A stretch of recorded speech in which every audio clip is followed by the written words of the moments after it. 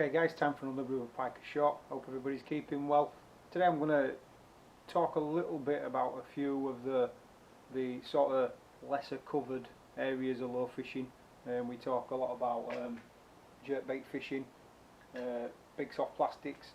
I'm going to do a little bit of a mini series. We'll see if this comes out as one or maybe as a few different videos, but I'm going to cover off things like spinnerbaits, we'll have a chat about them, tail baits, and also Jigflies. So little mini series, we'll see how it comes out, probably 3 videos, or we'll get it together as 3 clips if it's not too long. And that's what we'll cover off in this video. I'll talk a little bit about tackle that I use as well as the lures. So give us a like and subscribe, stay safe, and let's talk about some different lures. Okay, Jigflies. So what's a Jigfly? That's a Jigfly. It's basically a jig head hook which you might get on your soft plastics. So you've got your weight up front and your jig hook coming out back, and what some clever fly tying guys have done is tied a big pipe fly onto it. Obviously you get various colours, various patterns, but they tend to be probably 6 or 7 inch long, maybe a little bit longer, all fly material, and this is what you get. Bonus on Jigflies is the lightness of it. Little story that I can tell you is a few years back we had a really cold winter, and I was fishing with a guy, Matt Holmes, who's a fly angler, and he was fishing pike flies. I was fishing soft plastics in a really cold weather, and I just couldn't match how slow he could fish. He was catching, I wasn't catching. So that winter I moved to Jigflies, and I could fish much slower. It gives you the ability to fish really slow. You don't have to fish deep and slow. You can fish shallow and run it through, but it does give you that benefit.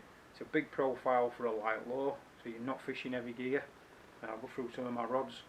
So you can fish much lighter with a big profile. It collapses on strike, so when a pike grabs it, it collapses, and they don't feel that wood or feel the hard bait that sometimes do and let go. So there's a lot of advantages. Just another way of fishing a theme. Really effective. Just go through a few patterns. This is a Martin Smith. That's a foil roach that he does, really good pattern. Caught my PB on that pattern. A 25 pound 8-ounce pike. Good pattern that. Another one of Martin's. This is a Reaper. It's a really good pattern. Colour on that. Plenty of flash. And what happens as you fish them, if you can fish them sort of as you would a jig, where you let it sink and you jig it back up, and the pulse in water, so all this pulses up and goes back down, and it flutters and pulses. Really good attraction. You'll see me stroking them a lot, sort of just pulling fibres back into shape. What happens when you do get hit? You often get one that's like that. Pike grabs it, mullers it, and you just get that back, and it's just a mess. But what you do is you kind of stroke them back into shape, and you put your fingers between them. Some guys use a comb, take a comb out with them and actually comb them back into position. But you can sort of stroke them back into place. You can feel fibres get stuck together, and you just separate fibres, stroke it back into place, and it comes back. And then you put it in water, and it'll straighten itself out. And that's kind of a bit like a fire tiger type pattern, chartreuse, that kind of thing. Another one of Martin's. These are a couple of Pete Kennet Catos. That's kind of a smaller perchy type variety, and a big perch one. That's quite a long one. That's probably 8 inch long. So there's lots of different suppliers out there. You can have a look round and get them. And a couple that I've just asked Martin to do. These are actually articulated, so there's an extra hook in them at the bottom. I don't know if you can see that. That'll give it an extra bit of movement. And I've got some, I call these dragon tails, and they fit onto the back to give me some extra wiggle at back. I've just got a couple of them made. Like I say, it's just another theme and another way of fishing, and I find it really effective. Tackle wise, you can go fixed spool. They are heavier, sort of 5, 7, 10 gram jig heads is typical. So they're not heavy rather. So they can be difficult to cast on a bait caster if you're not experienced. So just a sort of medium weight fixed spool setup. This is a 3000 series Shimano. This is an X-Age. 50 gram spinning rod. This is a Mick Brown jigging stick. 30 pound braid on that, 30 to 40 pound braid, 30 to 40 pound wire trace. With a fast clip, I like to use fast change clips on these kind of things. And then my preferred setup is a bait casting setup. I think you've seen this one before. This is a Dave Lumseeker. It's actually on Dave's website as a spoon rod. Similar 40 pound line. It's a 201 series Shimano Corrado. This is an old style Corrado that I've got some ceramic bearings in. Like I said, 40 pound braid, 30 to 40 pound trace. And if you can see that clip, it's one of those snood clips that I showed you on my perch video. And it just makes it really easy to change. That's a thicker gauge one. Never had a problem opening up. So that's Jigflies. Really effective. I'll drop a picture in my PB if I get a chance. The first of the kind of lesser spoken of lures that I'm going to talk about. Any questions on that? Drop us a comment, give us a like and subscribe. Cheers. Right, so I thought I'd add a few more words to what Neil's been talking about. So Jigflies. To be honest, it's not something I use loads of. I've got some Jigflies you can see here. Some more from Martin at MS Custom Flies. It's not something I use a lot of. But they are really effective lures, and the reason I don't use them much is just because I don't enjoy using lures that are a bit slower to work, that kind of thing. I enjoy using jerkbaits and all that kind of thing.